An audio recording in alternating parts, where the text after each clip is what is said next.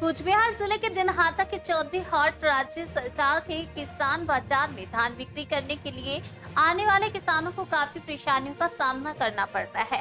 किसानों का कहना है कि ऑनलाइन में किसान मंडी में धान बिक्री करने के दिन और तारीख बुकिंग करने के बाद वे लोग यहां पहुंचे हैं, लेकिन इस किसान बाजार के सरकारी अधिकारी अशोक कुमार काजी ने लिमिट की दुहाई देकर धान लेने से मना कर दिया।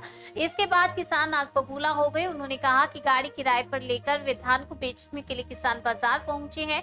अब उनके गाड़ी के किराए के पैसे का भुगतान कौन करेगा?